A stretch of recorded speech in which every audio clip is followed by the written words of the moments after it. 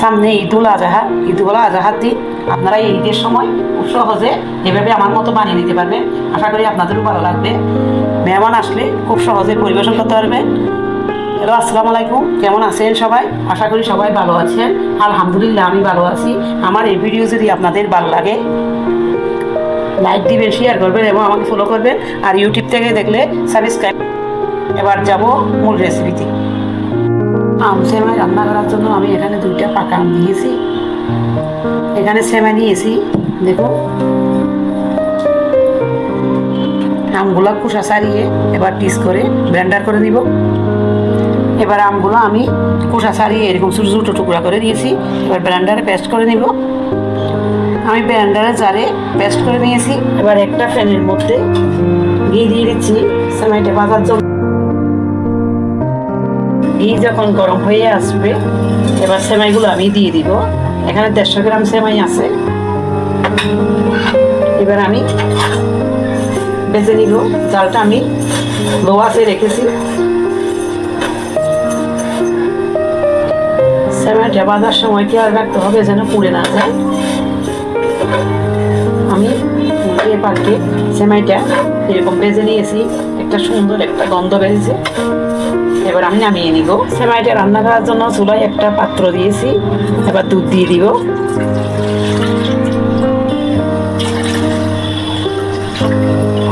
আমি মোট 1 লিটার দুধ দিয়ে দিলাম 150 গ্রাম সেমাই। এবার দিয়ে দিচ্ছি পাউডার দুধ। দুধটা যদি ঘন হয় 1 লিটার দুধকে আধা লিটার করে ফেলতে হবে। আমি যেহেতু দুধ ঘন করি না এই জন্য পাউডার মিক্স দিয়ে দিলাম। আপনারা ঘন করে দিলে পাউডার মিক্স না দিলেও হবে, তবে পাউডার মিক্স দিলে সেমাইটা খেতে খুব সুস্বাদু হয়। আমি সম্পূর্ণ মিক্স করে নিয়েছি গরম হওয়ার আগে। মিক্স করা হয়ে গিয়েছে। এখানে আমি দিয়ে দিচ্ছি 4টা এলাচ। আম দিয়ে যেহেতু সেমাইটা রান্না করবো এই জন্য হাফ কাপ চিনি দিয়ে দিচ্ছি। আম যেহেতু মিষ্টি এই জন্য চিনিটা আপনারা বুঝে আপনাদের পছন্দ মতো চিনিটা দিবেন। 1 চিমটি পরিমাণ লবণ দিলাম। এবার এখান থেকে অল্প করে দুধ নিব। দিয়ে দিচ্ছি কাস্টার্ড পাউডার।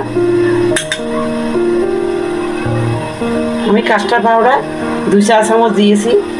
এবার মিক্স করে নিব। মিক্স করা হয়ে গিয়েছে। দুধ যখন এরকম বলক চলে আসবে এবার সেমাই যে আগে থেকে ভেজে রেখেছিলাম সেমাইগুলো দিয়ে দিচ্ছি।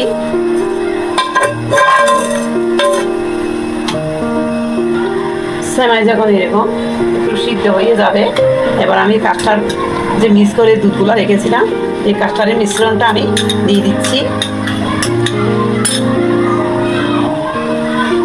কাস্টার্ড দিলে অসাধারণ লাগে।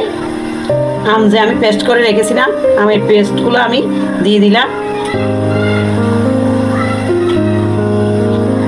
আপনাদের হাতের কাছে যদি কাস্টার্ড না থাকে শুধু সেমাই আর আম দিয়েও এই ঈদের সময় আপনারা খুব সহজে এই সেমাইটা বানিয়ে নিতে পারবেন।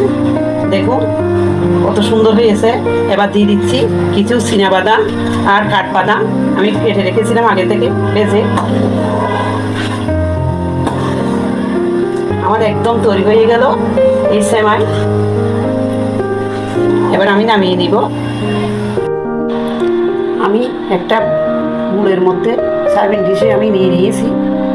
আমি এখানে কিছু চীনাবাদাম দিয়ে দিচ্ছি, কিছু দিয়ে দিচ্ছি কাঠবাদাম। দেখুন কতটা লোভনীয় হয়েছে, খেতেও অনেক মজা হয়। আপনারা ঈদুল আজহার দিন রাত্রে এভাবে বানিয়ে দিলে খুব সহজে সকালবেলায় আপনারা মেহমানদের সাথে পরিবেশন করতে পারবেন। সকালের ব্রেকফাস্টে বা বিকেলের নাস্তায় খুব সহজে এভাবে দিতে পারবেন। এটা অতটা মজার হয়। একবার হলেও আপনারা এভাবে বানিয়ে দেখবেন। আশা করি আপনাদেরও ভালো লাগবে। দিয়ে দিচ্ছি কিছু কিশমিশ, যে কোনো ড্রাই ফ্রুট আপনারা এখানে দিতে পারেন।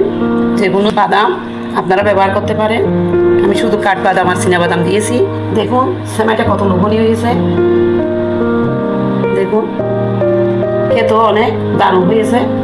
আপনারা বাড়িতে খুব সহজে এভাবে বানিয়ে দিলে বাড়ির সবাই পছন্দ করবে। আশা করি সবাই ভালো থাকবেন। আল্লাহ হাফেজ।